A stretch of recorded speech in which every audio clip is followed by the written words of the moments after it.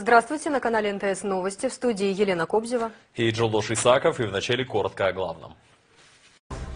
Истцы по делу НТС считают апрельскую революцию беспорядками, а экс-президента Атамбаева форс-мажором, при котором не могло быть справедливых судебных решений. Или снег, или свет. Снежная буря, обрушившаяся на республику минувшей ночью, не только обесточила целые области, но и парализовала стратегическую трассу Бишкек-Ош. Вот где был популизм. Депутаты отсрочили исполнение нового закона о госпособиях и потребовали отставки министра соцразвития. А вот инициаторов этих поправок сложить мандаты почему-то не попросили. Жизнь в вагоне, но не путешествий ради. Это их дом. Женщина вот уже 20 лет живет в вагончике в Аше. Социальным службам нет дела ни до нее, ни до ее детей.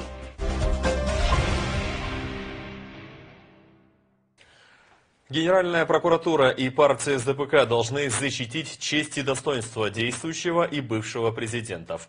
Такое мнение высказали эксперты, изучившие судебный иск, по которому наложен арест на оборудование нашего телеканала. Напомню, в своем заявлении компания Грекстон заявила, что не могла раньше обратиться в суд, так как были обстоятельства непреодолимой силы.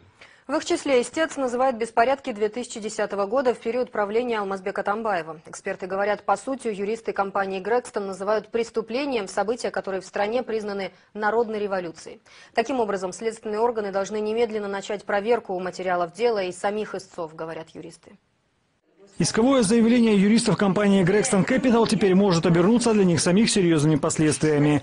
В материале, который истец направил в межрайонный суд, сказано, что офшорная компания, принадлежащая близкому окружению Максима Бакиева, не могла обратиться в суд раньше, так как были форс-мажорные обстоятельства. Среди них массовые беспорядки и 6 лет правления Алмазбека Атамбаева. В апреле 2010 года в Кыргызстане произошли массовые беспорядки, в результате которых государственную власть получило так называемое временное правительство, которое подвергло руководство ИСА политически мотивированным преследованиям, что стало обстоятельством непреодолимой силы, форс-мажором для предъявления истцом требований к ОСО «Аянт» о возврате истцу кредиторской задолженности. Первый заместитель председателя указанного временного правительства находился у власти в Кыргызстане на посту президента вплоть до 24 ноября 2017 года. Таким образом, только в обозначенную дату, то есть 24 ноября 2017 года, обстоятельства непреодолимой силы, чрезвычайные и непредотвратимые для истца обстоятельства, прекратили свое действие, что позволило истцу начать процедуры по истребованию давно просроченной задолженности ОСО «Аянт». Юристы говорят, что исходя из этого заявления, получается, что истец считает, что весь период правления Атамбаева форс-мажором, сопряженным массовыми беспорядками, хотя бывший глава государства был законно избран в 2011 году. Да и сама апрельская революция признана таковой сразу несколькими законами, не требующими доказательств. В этой связи, считают юристы, истец нарушил не только процессуальные нормы, но и может быть привлечен к ответственности следственными органами за посягательство на честь и достоинство бывшего президента. Получается, что курс, взятый главой государства на созидание, на обеспечение, согласно Конституции Кыргызской Республики, а именно в преамбуле написано верховенство права, да, всех тех целей, которые в статье 1 изложены, все это используется отдельными заявителями для дискредитации политики действующей власти, государства в целом, народа как источника этой власти и главы государства. Наш предыдущий президент – это первый в истории Кыргызской Республики глава государства, который законным, мирным способом передал власть, не узурпировал ее. Защитить Генеральной прокуратуре нужно и честь действующего президента, считают эксперты. Потому что, заявляя, что после смены главы государства завершились обстоятельства, не позволяющие приближенным Максима Бакиева обратиться в суд, по меньшей мере звучит как оскорбление. Люди эти осуждены по уголовным преступлениям, и рассчитывать, что новый президент пойдет на уступки бакиевцам, не стоит. В этой связи, говорят аналитики, иск этот должен вызвать дополнительные вопросы у всех правоохранительных и судебных органов. Они признаются в этом своем исковом заявлении, что они боялись революции, боялись Атамбаева и боялись новой власти, которая пришла после свержения бакиевской власти. А сейчас что происходит? А теперь они что, не боятся? Прокуратура сейчас, не дожидаясь указания президента, даже намека на это, уже должна была произвести все необходимые оперативные следственные действия. Фактически люди в розыске, у них есть вступившие в силу приговоры судов. Даже если прокуроры не заинтересуются этим вопросом, вступиться за президентов должна партия власти, считают народные избранники. Делая такие заявления, юристы косвенно наносят урон и имиджу политической партии, все это время находящейся у власти.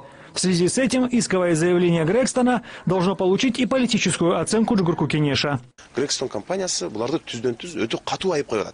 Компания «Грекстон» высказывает серьезные обвинения в адрес Атамбаева, что было беззаконие, что все только рейдерством жили. Они хотят очернить память о героях апрельской революции. Куда смотрели суды? Они должны были думать о чести и достоинстве президента. Сейчас речь идет уже не о том, что нанесен урон НТС. Урон нанесен героям и государству. Исходя из всех этих оснований, говорят юристы, из компании «Грекстон» должен быть отклонен по причине того, что доказательства, приводимые истцами, не более чем домыслы приближенных семьи Бакиевых. Любой судья никогда не позволил бы такому делу получить ход, если, конечно, это честный судебный процесс. Игорь Потанин, Александр Симонов, НТС.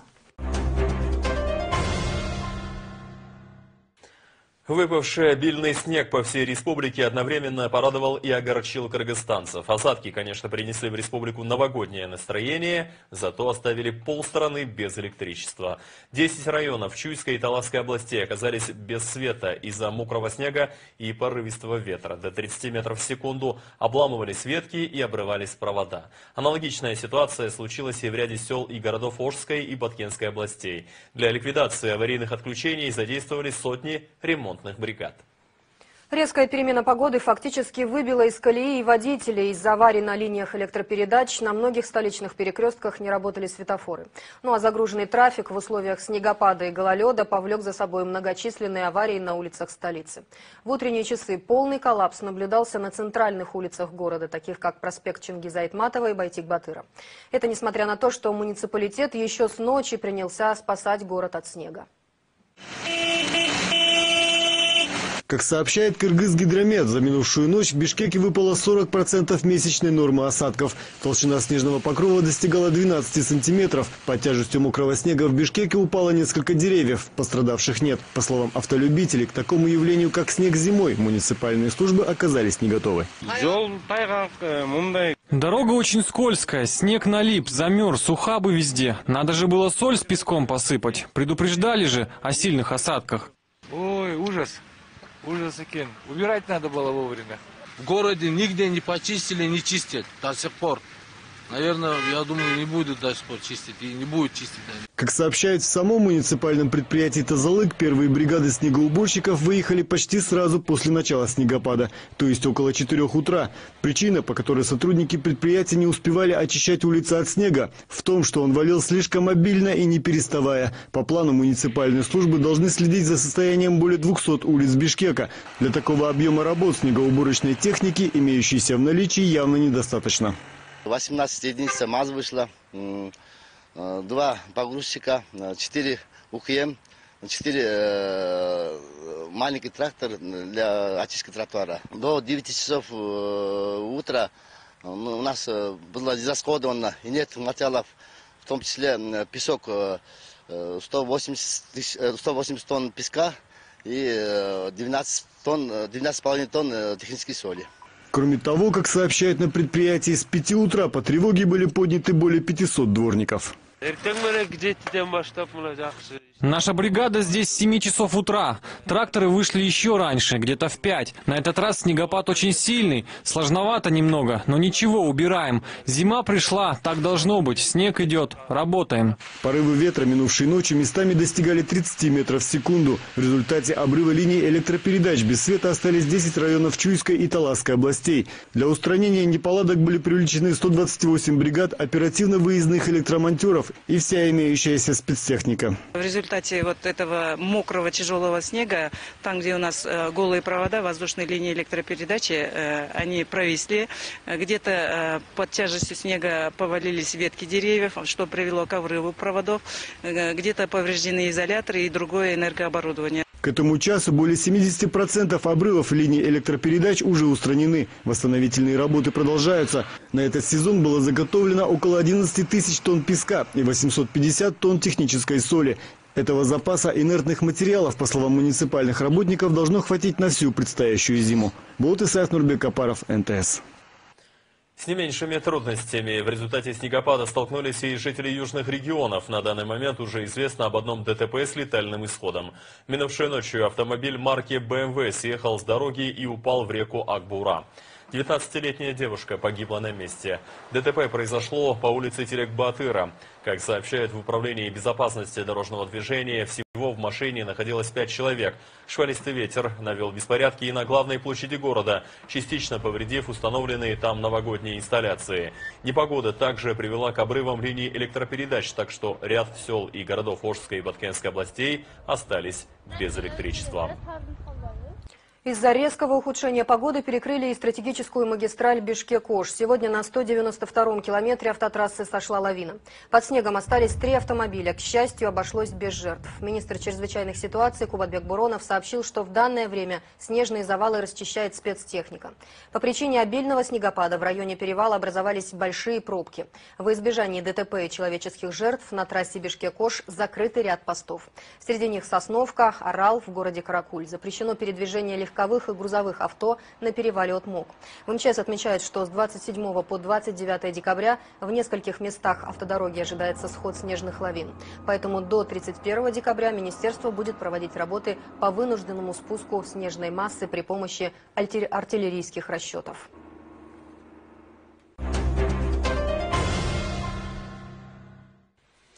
Встреча неформальная, зато особенно эффективная. Главы государств-участников СНГ накануне уже поздно вечером провели заседание в загородной резиденции президента России в Новогорьево.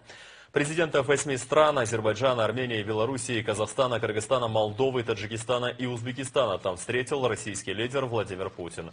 Главной темой переговоров стал терроризм. По словам Владимира Путина, страны довольно активно сотрудничают в борьбе с террористическими угрозами, трансграничной преступностью и наркотрафиком.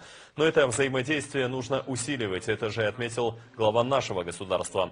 Сооронбай Джейнбеков заявил, что усилилось распространение идеологии исламского государства и в частности в Центральной Азии. Потому подчеркнул, что странам и в формате СНГ и УДКБ необходимо совместно принимать активные меры для обеспечения коллективной безопасности.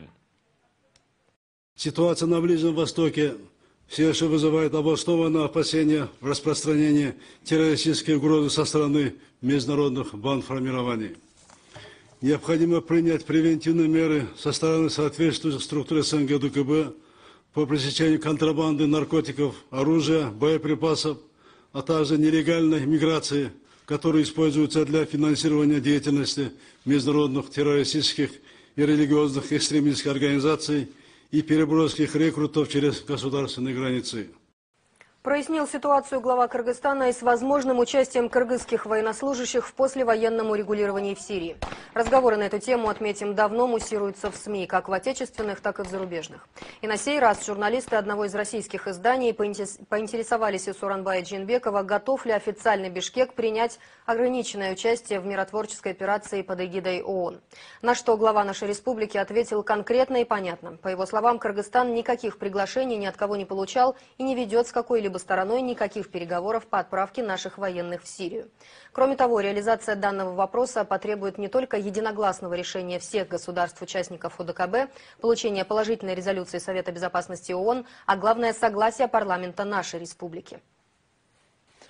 Кроме того, что пока и речи нет об отправке наших миротворцев в Сирию, нет планов и по открытию в Кыргызстане второй российской военной базы. Об этом прессе заявил заместитель министра иностранных дел России Григорий Карасин.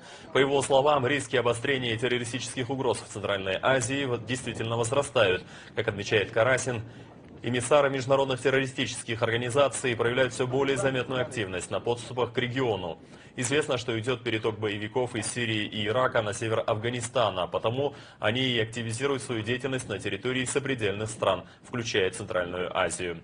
Российский дипломат отметил, что продолжает процветать и афганская наркоиндустрия, а это не только угроза усиления наркотрафика, но и финансирование террористических бандформирований. Однако организовывать на территории союзнического Кыргызстана вторую военную базу надобности пока нет, так как имеющийся блок в городе Кант, цитата, вполне способен купировать угрозы, которые могут исходить извне. Конец цитаты.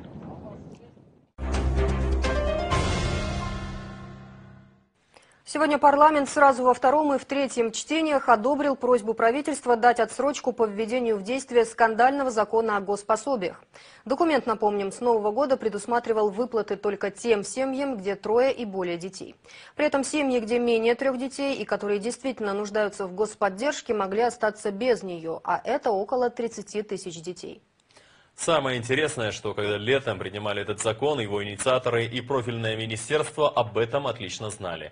Но если одни слушать оппонентов не хотели, другие просто молчали. Подробности далее. Скандальные поправки о госпособиях наглядно показали депутатам, как не надо принимать законы. Сейчас уже в этом признаются сами инициаторы законопроекта. Он был принят в такой спешке и под громким лозунгом «даешь пособие каждому новорожденному». Авторы даже не хотели слушать оппонентов, что другим пунктом в законе они лишают социальной поддержки около 30 тысяч детей. Дело в том, что по новым правилам пособия теперь предусматриваются всем семьям, в которых 3 и более детей. И неважно, это семья обеспеченная или действительно нуждающаяся. Более того, деньги начисляются только начиная с 3-го ребенка. Норма закона гласит, что с 3-го ребенка поддержка. Концепция данного 3-го вида пособий направлена на поддержку многодетных семей. В этом его и заключается суть адресности. Но мы говорим о том, что здесь не учитывается нуждаемость. То есть это приводит к тому, что и нуждающаяся семья может получать, и не нуждающаяся семья может получать, если в семье проживает от 3 старше с 3 до 16 лет, начиная с 3-го ребенка. Талайкуль Базарковна, когда данный законопроект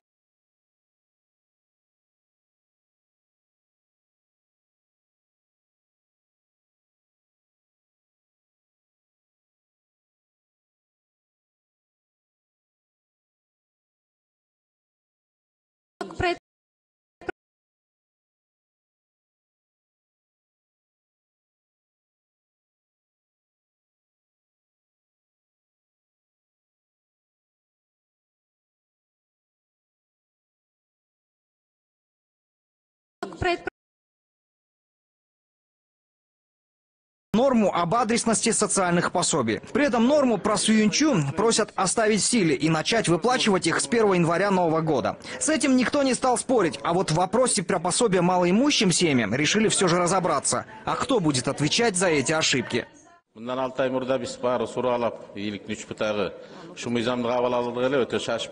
6 месяцев назад все мы тут кричали «Ура!» и принимали этот закон. В большой спешке, игнорируя требования, нарушая процедуры. И сейчас стало очевидно, что это было политическое решение. А сейчас какая необходимость его отменять, если закон даже не вступил в силу? И мы ведь тогда говорили, что многие семьи, действительно нуждающиеся в помощи, ее лишатся. Но почему вы тогда молчали и соглашались? Теперь, получается, мы хотим вернуть старый закон. Это же не игрушки, сначала принимать закон, а через короткое время его отменять. А кто будет за это отвечать? Закон был принят в очень недоработанном виде, и министры, наши специалисты, которые должны были предусмотреть все эти моменты, они допустили ошибки. Сегодня поэтому мы и обращаемся к депутатам с просьбой исправить эти ошибки, этот несправедливый закон. Мы ведь должны понимать тех женщин, которые вышли на митинг в Нарыне. Если она мать 5 детей и получает всего 4500 сомов, то по новому закону она начнет получать 1500 сомов. Мы же признаем, что это несправедливо, и надо дать время, чтобы эти ошибки исправить. А если честно, я ведь тогда тоже призывал не спешить. Я тогда спрашивал у министра финансов, хватит ли средств. Он сказал, проблем не будет. Я тогда сказал, что в последующие годы будет накладно. У нас есть внешний долг. Лучше бы вместо этих Сюинчу мы бы построили нормальные больницы. Это мое мнение. В итоге у депутатов уже не было выхода, как поддержать отсрочку. Ряд депутатов засомневались, что за 3 месяца Кабмин успеет выработать критерии выдачи госпособий не по количеству детей, а по так называемой нуждаемости, и предложили дать срок в 6 месяцев. Кроме того, некоторые депутаты предложили рассмотреть ответственность за допущенные недостатки министра социального развития Талайкуль Исакуновой и других руководителей. Манас Ачгитов, Бакыт Кужалиев, НТС. Жизнь на колесах только не в пути, а на месте. И 20 лет без перемен к лучшему. О судьбе и условиях жизни матери троих детей из города Аша мы хотим рассказать в следующем сюжете. Домом для Каздаркан Садыковой все эти годы служит вагончик. Там жили и взрослели ее две дочери и сын. Кроме нужды, женщине пришлось испытать и боль утраты. Несколько лет назад погибла одна из ее дочерей. Сегодня жительница Аша проживает в своем вагончике с сыном. Мальчик еще учится в 7 классе, но уже давно стал добытчиком для их маленькой семьи. После школы подрабатывает на рынке. У ребенка до сих пор нет даже свидетельства о рождении. Ведь из-за отсутствия прописки женщине 10 лет не давали паспорт. И ни один из государственных органов, призванных оказывать помощь таким, как она, гражданам, не пришел на подмогу. Ни пенсии по инвалидности, ни пособий на детей, ни кусочка земли, где бы мог появиться их дом. Эта многоэтажка в советское время была общежитием при одном из городских предприятий, а приютившийся неподалеку вагончик вот уже 20 лет является единственным пристанищем целой семьи. Все это время он верой и правдой прослужил домом для женщины с ее 3 детьми. Старшая дочь вышла замуж и уехала на заработки в Россию. Младшая несколько лет назад погибла в результате ДТП. Теперь обитателей вагончика осталось 2 – Каздаркан Садыкова и ее сын. После развода с мужем осталась с детьми одна. Было тяжело. На съемную квартиру денег не хватало, поэтому стали жить в вагончике. На жизнь зарабатывала торговлей, когда было здоровье. Работала в 3 местах.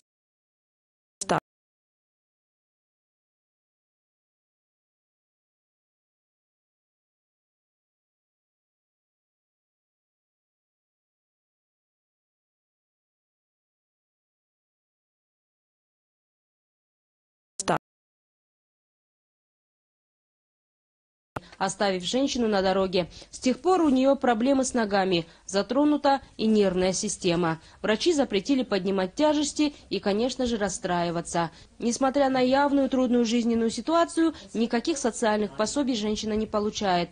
Живут на то, что зарабатывает ребенок после школы. После школы я подрабатываю на рынке Киличек, в контейнере, где торгуют подержанными телефонами. Создаю людям аккаунты в соцсетях, в WhatsApp. Кто-то платит 50 сомов, кто-то 100. На заработанные деньги покупаю домой хлеб и другие продукты. Иногда лекарства маме. 3 раза в неделю хожу в спортзал.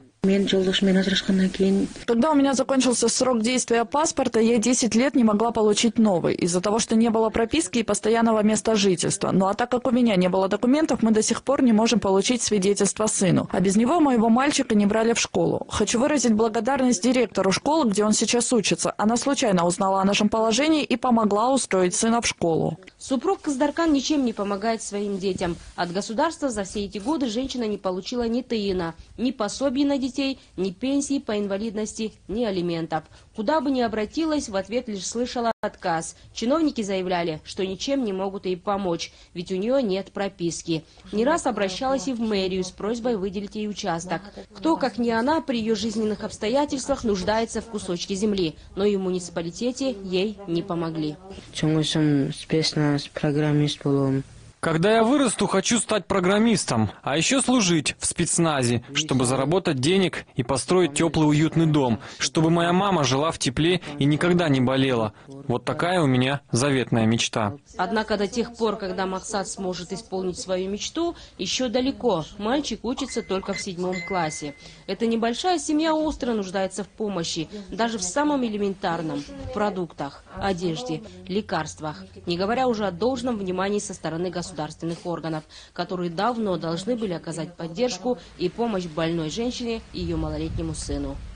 Гульджан Алтмышбаева, Бигжан Токтасунов, НТС, Ош. Знания те же, а времени на отдых больше. В Джигурку-Кенеше сегодня вновь рассматривают закон о переводе школ республики на 5-дневное обучение. Как отметил представитель Министерства образования, почти 80% учебных заведений страны и так в настоящее время занимаются лишь 5 дней в неделю. Пока это происходит в пилотном режиме, но если закон будет принят, ведомство готово пересмотреть учебные планы без уменьшения количества часов по предметам. Таким образом, в Министерстве заявляют, что на качестве обучения введение дополнительного выходного для учащихся не скажется. Как, впрочем, и на зарплатах учителей нововведение также не отразится. Если депутаты поддержат инициативу и в 3-м чтении, закон уже вступит в силу с 1 сентября следующего года.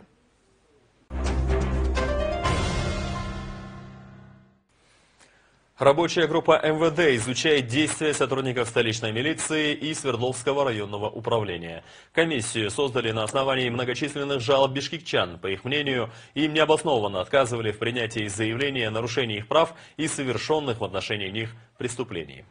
И таких, кстати, оказалось более 500. Уже известно, что блюстители порядка поступали точно необоснованно в 40 случаях. Эти заявления не были приняты к расследованию, а попросту списаны.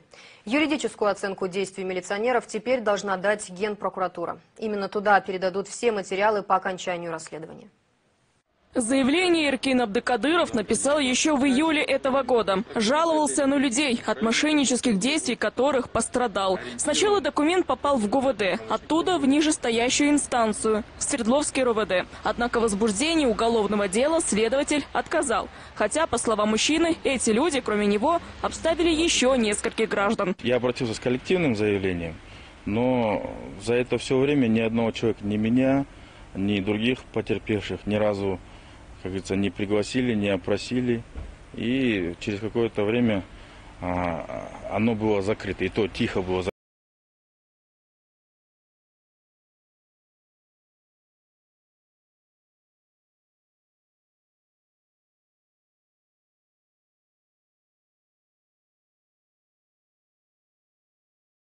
И то тихо было закрыто.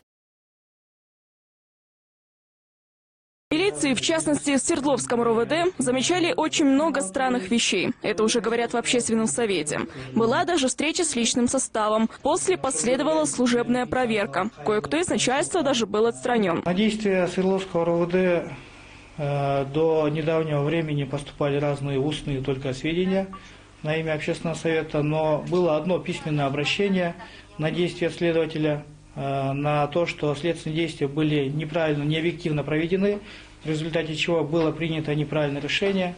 И мы данное решение, данное дело взяли под свой контроль, поскольку гражданин обратился после того, как он уже исчерпал все механизмы, то есть прокуратуру, МВД и так далее. И мы это дело поручили следственной службе.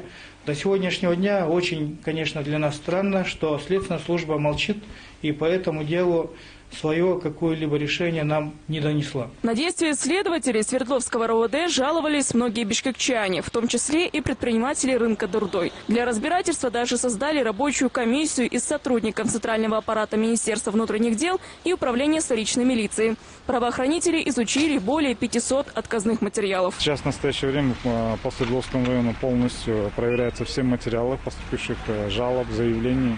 И то, что было по ним вынесено решение в отказе. По 40 материалам принято решение возобновить рассмотрение, и в настоящее время по ним проводится соответствующая работа. Лица, которые допустили такое правонарушение, понесут свою ответственность и наказание. В то же время по результатам проверки материалы будут переданы в прокуратуру для дачи юридической оценки. Возможно, этот скандал стал причиной, а возможно, просто так совпало. Но депутаты решили предусмотреть наказание для блюстителей порядка за подобные действия. То есть за неправомерный отказ в принятии заявления и расследовании обстоятельств, изложенных в жалобах от граждан, представители правоохранительных органов будут сидеть в тюрьме или же платить крупный штраф в казну. Сумма в 2-3 миллиона сомов, а срок до 8 лет. Законопроект уже вынесен на общественное обсуждение. Анастасия Соболева, Асхат Ибраимов, НТС. Не только площади и магазины, но и общественный транспорт столицу продолжают украшать к новогодним праздникам. Несколько дней назад на рейс по маршруту номер 10 выехал буквально окутанный праздничным волшебством троллейбус. Нарядный, он сияет гирляндами как снаружи, так и изнутри. Разъезжая по городу ночью, машина задает праздничное настроение окружающим. Днем же приветливые водители заранее объявляют следующую остановку и желают пассажирам веселого Нового года. Прокатиться в сказочном троллейбусе удалось и нашим корреспондентам. Этот троллейбус с первого взгляда отличается от всех остальных транспортных средств на базе предприятия. Украшенный множеством гирлянд и новогодних огней снаружи, он не просто светится в ночи, но дарит горожанам праздничное настроение. Не менее сказочная атмосфера в салоне троллейбуса царит и днем. Гирлянды, воздушные шары, мишура и даже 2 елки. Новогоднее настроение в салоне создал водитель Нургазы Джумадилов вместе со своим напарником-сменщиком Казыбеком Бекибаевым. Примерно в середине декабря мы уже начали задумываться о том, как украсить троллейбус к новогодним праздникам. Стали рассматривать все идеи, просчитывать, сколько всего нужно закупить. Хотелось именно порадовать, чтобы открылись двери троллейбуса, зашел пассажир и удивился, и обрадовался сразу. Хоть даже в пробках стоит, но смотрит вокруг себя, а все красивое, яркое, блестящее. И сразу настроение хорошее. Оба водителя в транспортном управлении работают около 6 лет. Украшать свое рабочее место для них уже стало своего рода традицией. Однако на оформление с использованием светодиодных ламп Нургазы и Казыбек решились впервые. Гирлянда это вообще по 220 вольт мы работаем, а у нас 500-600 вольт. И низковольтный там 24 по идее. А мы этот специальный аппарат купили, чтобы 220 вольт чтобы подключить. С этим аппаратом вот, дает нам этот не больше, не меньше, 220 вольт дает, и из-за этого у нас гирлянды горят. Вот. В городе первый.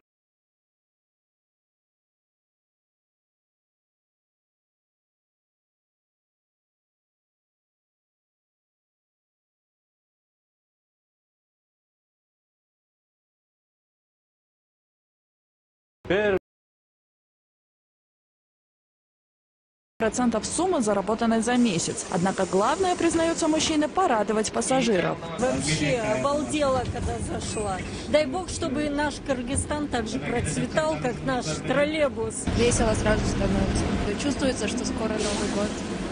Классно. Нравится. Ощущение праздника, настроение. Помимо желания подарить бишкекчанам сказку на колесах, на такой финансово-затратный поступок водителей побудил и конкурс, организованный внутри предприятия. Ежегодно троллейбусное управление проводит соревнования на лучшее оформление машин. В этом году заявить о себе и проявить творческие способности решили 18 водителей. В этом году у нас участвует 18 троллейбусов. Оформляем мы полностью все, но именно участников 18 троллейбусов. Подведение итогов будет 29 декабря. У нас есть целая комиссия, которая выезжает на линии. И вот эти 2-3 дня они будут работать плотно и смотреть, делать фотографии. И потом комиссионно будут определяться победители. Будут награждаться первые 3 места. Общий призовой фонд 35 тысяч сомов будет. В таком виде курсировать по городу троллейбусы будут еще несколько недель. В предстоящее воскресенье, 31 декабря, машины также выйдут на линии. И если волей случая под бой курантов в салоне такого троллейбуса окажутся пассажиры, водители уверяют, каждому сумеют обеспечить праздничное настроение. Сабина Дамаскина, Урмат Акынбек-Улу, НТС. Это была последняя информация в выпуске. Мы, как всегда, продолжаем следить за развитием событий в нашей стране. Оставайтесь на канале НТС. Далее вас ждет прогноз погоды на завтра. Мы же с вами прощаемся и желаем вам всего самого доброго. До свидания.